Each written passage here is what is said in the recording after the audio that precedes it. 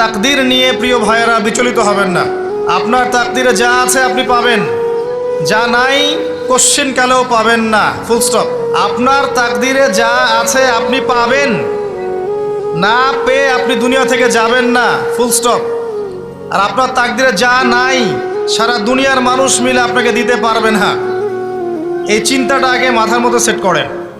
এই দুনিয়ার জীবনে আপনার দুনিয়ার বাড়ি গাড়ি, টাকা পয়সা, রিজিক, ব্যবসা বাণিজ্য, স্ত্রী সন্তান, এগুলোকে নিয়ে এত বিচলিত হওয়ার কিছু নাই। আপনার আমার তাকদীরে যা লেখা হয়েছে এর একটা দানা আপনি বেশি খেয়ে পৃথিবী থেকে যাবেন না। আর আপনার আমার রিজিকে যা আছে তার এক চুল রেখে আপনি দুনিয়া থেকে যাবেন না। এটাই চূড়ান্ত সত্য কথা।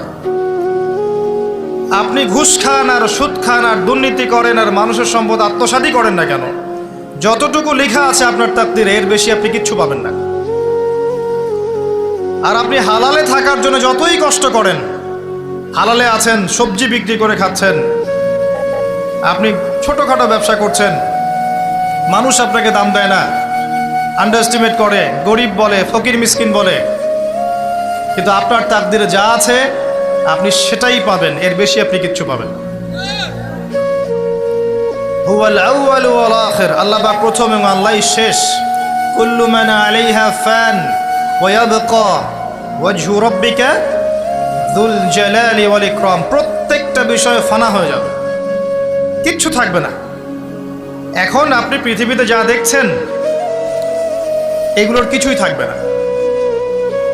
প্রত্যেক মানুষ, প্রত্যেকটা জিন, প্রত্যেক উদ্ভিদ, প্রত্যেক এই প্রাণী, আকাশ, মহাবিশ্ব, গ্রহ নক্ষত্র, চন্দ্র সূর্য, সমুদ্র, পাহাড় পর্বত, বিশ্বনেতা, রাষ্ট্রনেতা, সমাজ নেতা, পরিবারের কর্তা, অর্থনৈতিক নেতা, সবাই মারা যাবে, সবাই শেষ হয়ে যাবে, কিচ্ছু থাকবে না। এই বিষয়টা আগে ভালো করে হজম করতে হবে যে আমরা এখানে থাকতে আসিনি, আমরা এই দুনিয়ায় থাকতে আসিনি, আমরা এখানে এসেছি চলে যেতে। যার মনের মধ্যে এই কনসেপ্ট থাকে সে কখনো আল্লাহ পাকের বিদ্রোহী হতে পারে না, সে কখনো আল্লাহ দ্রোহিতা করতে পারে না, কুফরি করতে পারে না, শিরক করতে পারে না, আল্লাহর অবাধ্য হতে পারে না। যার মনের মধ্যে এই চিন্তা বদ্ধমূল যে আমি এখানে থাকতে আসিনি, আমি এখানে মুসাফিরের মতো এসেছি, গাছের ছায়ায় বিশ্রাম নিচ্ছি, বিশ্রাম নিয়ে শেষ হবে চলে যাব। যারাই আল্লাহ দ্রোহিতায় লিপ্ত হচ্ছে, শিরিক করছে, বেদাত করছে, হারাম খাচ্ছে, ঘুষ খাচ্ছে, সুদ খাচ্ছে, জেনা করছে, আল্লাহ দ্রোহিতা করছে, আল্লাহর বিধানকে অস্বীকার করছে, তারা ইনডাইরেক্টলি ধরে নিয়েছে যে তারা মনে হয় পৃথিবীতে চিরকাল থাকবে। কারণ যদি কিয়ামতের মাঠের কথা তাদের স্মরণ থাকতো তারা কখনোই কাজগুলো করতে পারতো না, পারতো? এবার আসেন, আল্লাহ পাক কলম সৃষ্টি করে তাকদীর লিখেছেন, অতএব তাকদীর নিয়ে প্রিয় ভাইয়েরা বিচলিত হবেন না। আপনার তাকদীরে যা আছে আপনি পাবেন, যা নাই কোশ্চিনকালেও পাবেন না, ফুল স্টপ। আপনার তাকদীরে যা আছে আপনি পাবেন, না পেয়ে আপনি দুনিয়া থেকে যাবেন না, ফুল স্টপ। আর আপনার তাকদীরে যা নাই সারা দুনিয়ার মানুষ মিলে আপনাকে দিতে পারবেন না। এই চিন্তাটা আগে মাথার মধ্যে সেট করেন। এই চিন্তা যার মধ্যে ইনস্টল করা আছে সে আত্মহত্যা করে না কখনো, সে হতাশ হয় না কখনো, সে ভয় পায় না, আল্লাহর পথে চলতে গিয়ে পিছু পা হয় না, সে জালেমের সামনে মাথা নত করে না। যার মাথায় এই চিন্তা আছে যে আল্লাহ যা লিখেছেন এটা হবে, যা লিখেন নাই সারা দুনিয়ার মানুষ মিলে সেটা হবে না, সিম্পল। এর মধ্যে আল্লাহ পাক পরীক্ষায় ফেলবেন, ওই বিষয়টা ডিফারেন্ট। আমি অবশ্যই তোমাদেরকে পরীক্ষা করব ভয় দিয়ে, ক্ষুধা দিয়ে, সন্তানের কি ইন্তেকাল দিয়ে, ফসলের ক্ষতি দিয়ে, সম্পদের ক্ষতি দিয়ে আমি পরীক্ষা করব। কিন্তু যারা সবর করবে এবং যারা এই কনসেপ্ট রাখবে ইন্না লিল্লাহি ওয়া ইন্না ইলাইহি রাজিউন, এদেরকে আল্লাহ পাক প্রশংসা করেছেন, ইনশাআল্লাহ এরা সফল হবে। আল্লাহ পাক তাকদির লিখে ফেলেছেন, তাকদির নিয়ে টেনশন করবেন না, রিজিক নিয়ে টেনশন করবেন না। এখনকার যুব সমাজের সবচেয়ে বড় টেনশন রিজিক। একটা জব, একটা ভালো জব, একটা ভালো ব্যবসা, সে সিকিউরড লাইফ চাচ্ছে। রিজিক নিয়ে চিন্তা করবেন না। আপনার কাছে যে রিজিক আছে এটা আপনার কাছে আসবেই ইনশাআল্লাহ। হয়তো সময় লাগছে কিন্তু আপনার কাছে আসবে ইনশাআল্লাহ তাআলা। আপনি হালালের উপর থাকবেন, ন্যায়ের উপর থাকবেন। আপনি অন্যায় পথে রিজিক সার্চ করবেন না। আপনার তাকদিরে যে রিজিক আছে আপনার কাছে আসবে ইনশাআল্লাহ। এবার আসেন, আল্লাহ পাক এরপরে সৃষ্টি করেছেন মহাবিশ্ব। এই পুরো মহাবিশ্ব তাকদির লিখার পরে মহাবিশ্ব কয় দিনে? ফি সিত্তাতি আইয়াম, 6 দিনে। মাত্র 6 দিনে আল্লাহ পাক পুরো মহাবিশ্ব সৃষ্টি করেছেন।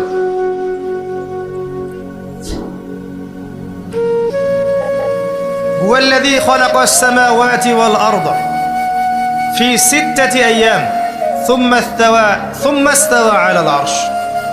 সূরা হাদীদের মধ্যে একটা আছে, তিনি সেই আল্লাহ যিনি এই মহাবিশ্ব সৃষ্টি করেছেন 6 দিনে, এরপরে আরশের উপর সমাসীন হয়েছেন।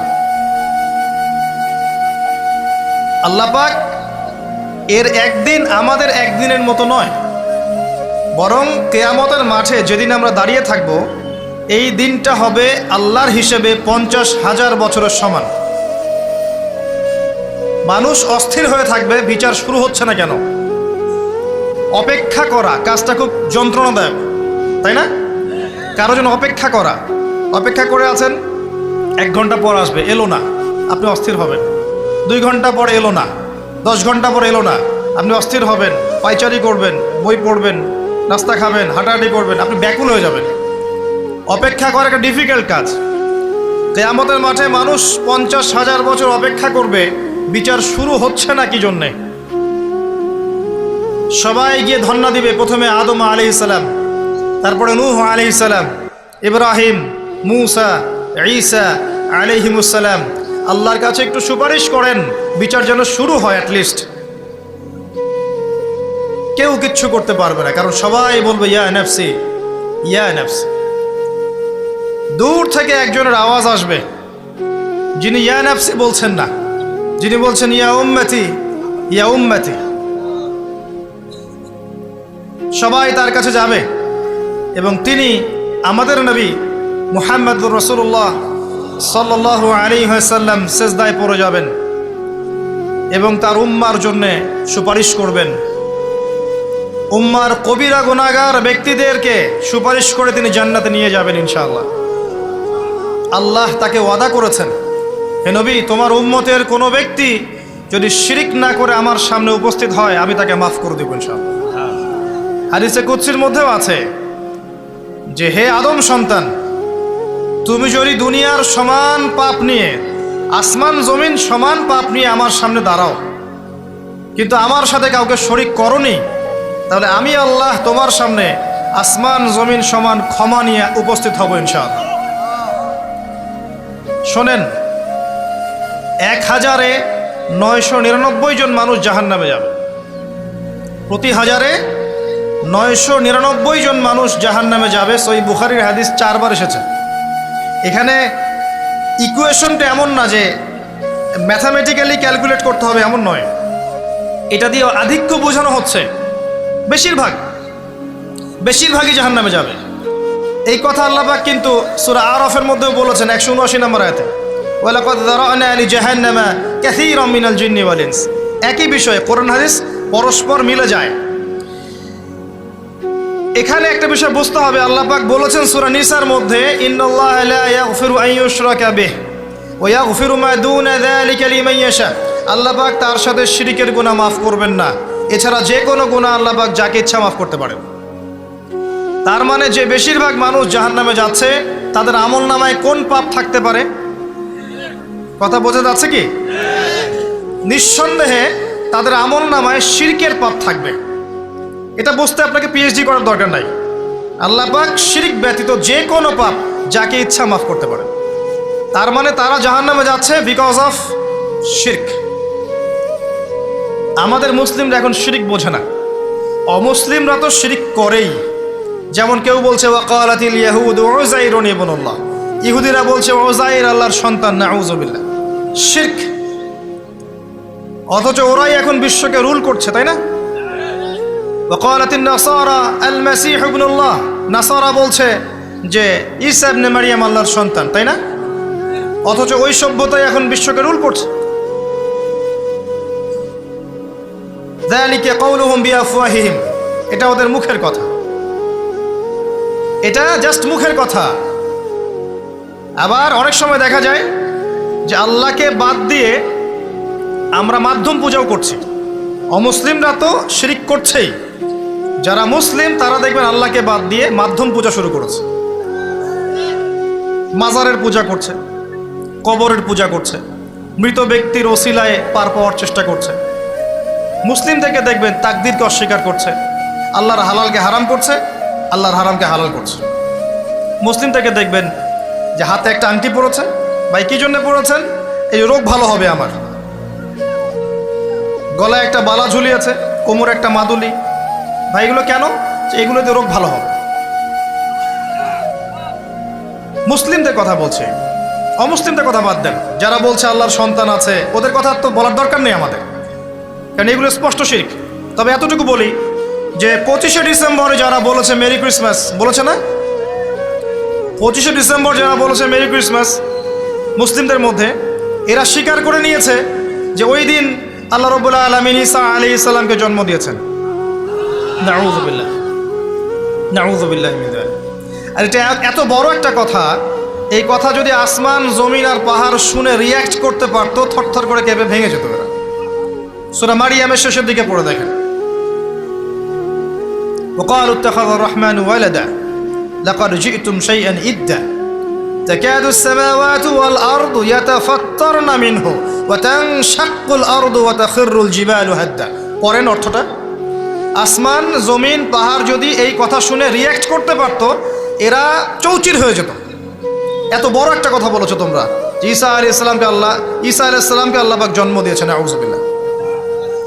তো এরা তো শিরক করছেই। মুসলিমরাও দেখবেন এই যেগুলো বললাম, আল্লাহকে বাদ দিয়ে অন্যের কাছে দোয়া করছে, আল্লাহকে বাদ দিয়ে অন্যকে সেজদা করছে, আল্লাহকে বাদ দিয়ে অন্যের কাছে নজর মানত করছে, আল্লাহকে বাদ দিয়ে অন্যের জন্যে জবাই করছে, আল্লাহর তাকদীরকে অস্বীকার করছে, আল্লাহর হালালকে হারাম করে নিচ্ছে, আল্লাহর হারামকে হালাল করে নিচ্ছে। দেখবেন মুসলিমরা করছে। এবার মুসলিম জেনারেশন, এমন একটা প্রজন্ম বের হয়েছে এখন, ইয়াং জেনারেশনের, তারা বলছে যে এই মহাবিশ্ব বিগ ব্যাং থেকে সৃষ্টি হয়েছে, আল্লাহ বলতে কিছু নাই। আপনি বোঝেন কি কারণে প্রতি হাজারে 999 পিপল জাহান্নামে কেন যাবে? কারণটা কি? শিরক। আর এই শিরকটা হচ্ছে আপনার চিন্তায়, আপনার কথায় এবং আপনার কাজে। চিন্তার মধ্যে শিরক। যেমন একজন ব্যক্তি চিন্তা করে আকীদা যে আল্লাহ ছাড়া অমুকও সন্তান দিতে পারে, এরকম আকীদা নাই মুসলিমদের? আছে। একজন বলছে আল্লাহ কল্যাণের মালিক আর শয়তান হচ্ছে অকল্যাণের মালিক। কথাটা শুনতে খুব ভালো লাগে না? অকল্যাণ হয়তো আল্লাহর পক্ষ থেকে আসে না, আল্লাহ পবিত্র, অকল্যাণ শয়তানের পক্ষ থেকে আসবে। ব্যাপারটা কি এমন? ভালো মন্দ, কল্যাণ অকল্যাণ, দুঃখ কষ্ট সুখ সবকিছু কার পক্ষ থেকে আসে? এমন নয় যে ভালোগুলো আল্লাহ দেন, অকল্যাণগুলো শয়তান দেয়, নাউযুবিল্লাহ। এরকম আকীদা আছে মানুষের। কিছু মানুষ বলছে তাকদীর বলতে কিচ্ছু নাই, মানুষ নিজেই তার কর্মের নিয়ন্ত্রণ, শিরক। কিছু মানুষ বলছে যে ভাগ্যই সব, মানুষের কাজের কোনো স্বাধীনতা নাই। মানে ভাগ্যই সব, আমার কাজের কোনো স্বাধীনতা নাই, আমি কলের পুতুল। চুরি করেছো কেন? আল্লাহ তাকদীর লিখেছে তাই। সুদ খাও কেন? ঘুষ খাও কেন? রিলিফের মাল মেরে খাও কেন? আল্লাহ তাকদীর লিখেছে তাই। এরকমও কিছু মানুষ আছে। প্রত্যেক পদে পদে আপনি শিরক পাবেন। আপনি আল্লাহকে ছাড়া সেজদা দেখতে পারবেন, আল্লাহকে ছাড়া মানুষ নজর করছে, মানত করছে, কসম করছে, কোরবানি করছে, সেজদা করছে, দোয়া করছে এবং ওসিলা পূজা করছে যে আল্লাহ বাদ দিয়ে অমুকে আমাকে পরকালে পার করিয়ে দিবে। নাউযুবিল্লাহ বলছেন ঠিকই, কিন্তু আমাদের দেশের বহু মানুষের আকীদা এমন। যে আমাকে পরকালে পার করায় দেওয়ার লোক আছে, সমস্যা নাই। শোনেন, পরকালের প্রতিটা সুপারিশ আল্লাহর এখতিয়ারে। একজন শহীদ, আল্লাহর পথের শহীদ, তিনি কিন্তু সুপারিশ করবেন, কিন্তু তিনি নিজের ক্ষমতায় করবেন না আল্লাহর ক্ষমতায় করবেন? আলেম, হাফেজ, আল্লাহর পথের যারা মুজাদ্দিদ ছিলেন, আল্লাহওয়ালা আউলিয়া মানুষ, নবীগণ, সিদ্দিকগণ, সুহাদা, সুপারিশ করবেন নিজেদের ক্ষমতায় না আল্লাহর ক্ষমতায়? আকীদা স্পষ্ট না থাকলে তখন আমল করতে গিয়ে শিরক হয়ে যাবে। আর শিরক হলেই কি হবে? ওই যে বললাম, প্রতি হাজারে